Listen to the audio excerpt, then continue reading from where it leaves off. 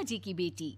सरल, सुशील और शांत, ये क्वालिटी थी सरस्वती की, जो कि शर्मा जी की बहू थी। क्या है बहू, जब देखो तब किचन में खटर पटर करती रहती हो, लेकिन खाने को कुछ देती ही नहीं। कैसी बात कर रही हो पीयूष की अम्मा? सुबह से 4 कप चाय, 2 बार नाश्ता और इतनी सारी बहू के हाथ की नमकीन तो खा चुकी हो, फिर भी ऐसा बोल रही हो? अरे कुछ तो डरो ऊपर वाले से।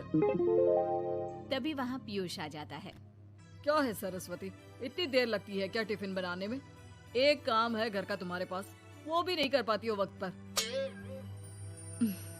आपका टिफिन टेबल पर रखा है और नाश्ता भी, बाकी का सामान बेड पर रखा है और अब मैं मंदिर जा रही हूँ। सरस्वती मंदिर चली जाती है।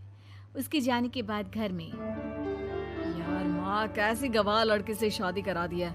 मंदिर, पूजा, किचन और सास ससुर के सिवा इसे कुछ दिखता ही नहीं है कि कैसे खुद को स्मार्ट बनाकर रहना होता है, कैसे लोगों से जुड़ना है, बातें करनी है, ऐश करना है। अरे पैसा बचाओ, और कुछ आता ही नहीं इस लड़की को। जो क्वालिटी तू गलत तरीके से बता रहा है ना, दरअसल एक अच्छी गृहिणी की वही सारी अच्छाई होती है बेटा। घर को चलाना, समाज में इज्जत दिलाना और घर वालों का ख्याल रखना, और चाहिए ही क्यों? अरे क्यों नहीं चाहिए कुछ और? लड़की ऐसी होती है कि घर आए तो पूरा घर बदल कर रख दे, सभी को खुश रखे। लेकिन बहू के अंदर तो ये सारी क्वालिटी है ही नहीं। अरे खुश तो उन्हें रखा जाता है जो खुश रहना जानते हैं। तुम लोगों को तो कोई खुश नहीं कर सकता। पिताजी, अब आप ही लोग सोचिए, क्योंकि मैं किसी और से शादी करना चाहता हूँ। आप लोगों को बहू के साथ रहना है या मेरे साथ? क्योंकि मैं अब इसके साथ नहीं रह सकता। मैं बहू को नहीं छोड़ सकता।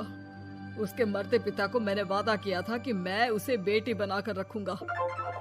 तो ठीक है ना माँ, तैयार कर ले अपना सामान, हम दोनों किसी और घर में रहने चलेंगे तेरी नई बहू के साथ। अरे हाँ बेटा, वही ठीक है, लेकिन मैं तेरे पिता के बिना भी तो नहीं रह सकती। तो मेरे बिना रह सकती हो? ठीक है, मैं अकेले ही चला जाता हूँ। बेटा वहाँ से चला जाता है, लेकिन सास का दिल नहीं लगता। बहू मंदिर से भी हो आती है और फिर, माँ, पिताजी, खाना लग गया है, खा लीजिए। हाँ, तुझे बस आता ही क्या है, खाना बनाना और खाना खिलाना। अरे सुन, मेरे सारे कपड़े पैक कर दे। क्यों माँ जी, कहीं जा रही हैं क्या? हाँ बेटे, ये अपने बेटे के साथ रहने जा रही है, लेकिन घबरा मत, तेरा पिता तेरे साथ है। बहू समझ नहीं पाती कि उसके साथ हो क्या रहा है, लेकिन फिर ससुर उसे सारी बात बता देता है। बेटा, ये नई बहू कब आ रही है? मुझसे घर का काम नहीं होता। वैसे भी तेरी पहली निकम्मी बीवी ने मुझे किसी काम का नहीं छोड़ा।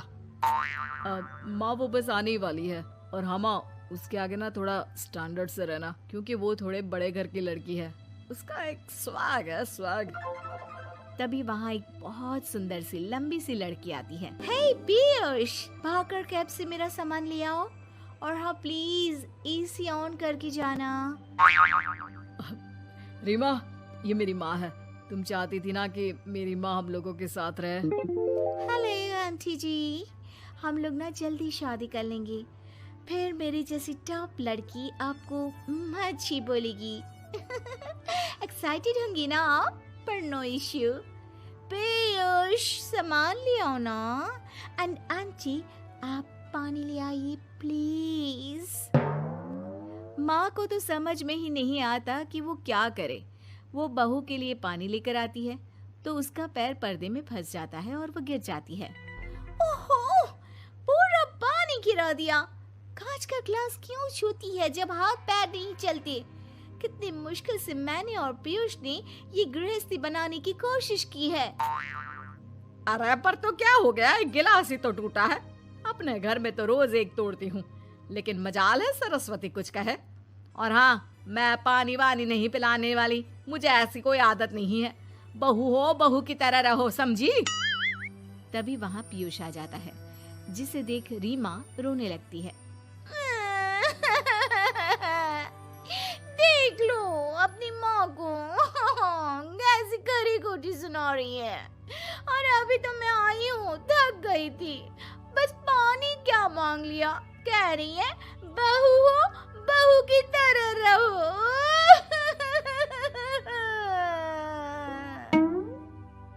अरे यार माँ, समझा कर लाया था ना कि कैसे रहना है। माँ ऐसा करोगी तो मैं भी नहीं रख पाऊंगा तुमको हमारे साथ। वैसे भी आप ये समझो कि रीमा ने खुद कहा था कि माँ को साथ रखना। अरे हाँ हाँ बेटा, वो सिर्फ इसलिए कि मैं घर का सारा काम करूं, बैठे बैठे इस महारानी को खाना पानी दूं। वैसे भी मैं जा रही हूँ, मुझे तो इस लड़की की शक्ल भी अच्छी नहीं लग रही। मेरी सरस्वती के आगे तो ये कुछ भी नहीं है। निकलो निकलो यहाँ से। मैंने सोचा था बिना पैसे का नौकर मिल जाएगा, लेकिन नहीं। कुछ लोगों को आदत होती है फ्री की रोटी खाने की। निकलो यहाँ से। पीयूष, धक्के के मार कर निकालो इस औरत को यहाँ से। अरे ये कैसी बात बोल रही हो रीमा? ये माँ है मेरी। माँ ना थोड़ी जिद्दी है। अरे वाह बेटा वाह, अभी भी तुझे मेरी ही गलती दिख रही है ना? कोई बात नहीं। माँ वापस घर आ जाती है। बहू, मुझे माफ कर दे बेटा, वो तो शैतान का नानी है। माँ, मैं उनके बारे में कोई बात नहीं करना चाहती। ये मेरा मायका है। अब आप लोग मेरे माता पिता। मैं हमेशा यहीं रहकर आप लोगों की सेवा करूंगी। नहीं नहीं बेटा, हम करेंगे तेरी शादी किसी अच्छे लड़के से।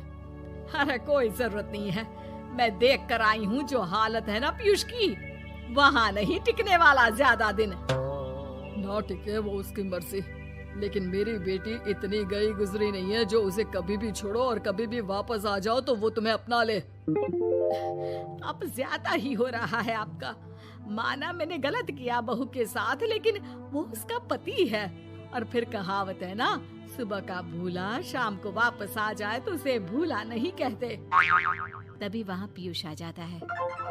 माँ, वो भूला आ गया, मुझे माफ कर दो। सरस्वती के जिस गुण को मैं सही नहीं मानता था, दरअसल जीवन को सही तरीके से जीने के लिए वही गुण होने चाहिए। मुझे माफ कर दो सरस्वती। मैं आज के बाद तुम्हें और पापा को छोड़कर कहीं नहीं जाऊंगा। और मुझे भी बेटा। बेटा जहन्नुम में भी जाए तो उसके साथ रहने को तैयार हो जाए, वही तो माँ होती है। मुझे माफ कर दो माँ।